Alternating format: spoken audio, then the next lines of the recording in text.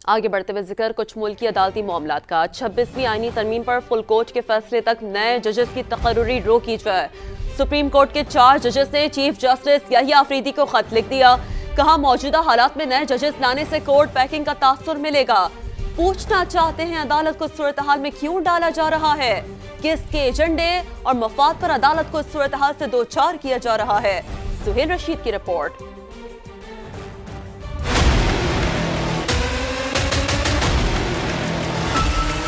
Supreme court में 8 नए जजेस की तैनाती फिलहाल रोकने के लिए 4 जजेस सामने आ गए। चीफ जस्टिस याहिया अफरीदी को खत लिख दिया। कहा 26वीं आईनी तरमीम के खिलाफ दरखास्तें जेर समात हैं। फुल कोर्ट तश्कील देने की दरखास्त भी आ चुकी। आईनी बेंच फुल कोर्ट की तरफ जाता है तो क्या 26वीं तरमीम के तहत ही आए 8 नए जज भी उसमें शामिल होंगे? ये एक नया तनाजा बनेगा। 26वीं तरमीम केस में हतमी फैसले या कम अज कम फुल कोर्ट की दरखास्त पर फैसला आने तक जजेस तैनाती मौखर की जाए। खत में सूबों से इस्लामाबाद हाई कोर्ट में 3 जजेस के तबादले के बाद सीनियरिटी तनाजे का भी हवाला शामिल। लिखा गया कि बज़ाहिर आइन के आर्टिकल 194 के मुताबिक जजेस को इस्लामाबाद हाई कोर्ट आने के बाद वहां के चीफ जस्टिस के सामने दोबारा हल्फ लेना लाजिम था, मगर ऐसा नहीं हुआ। इसलिए उन जजेस की हैसियत मशकूक है। उसके बावजूद ट्रांसफर होकर आने वाले एक जज को सीनियर तरीन जाहिर करके सुप्रीम कोर्ट लाने या chief justice Lahore high court बनाने का अहल किया गया है। इस तनाजे को भी पहले हल करना जरूरी है। सुप्रीम कोर्ट के 4 जजेस ने खत में लिखा कि अदलिया पर अवामी एतमाद का दारोमदार उस पर है कि 26वीं तरमीम के केस को किस अंदाज में चलाया जाता है। मौजूदा हालात में नए जजेस लाने से कोर्ट पैकिंग का तासुर मिलेगा। पूछना चाहते हैं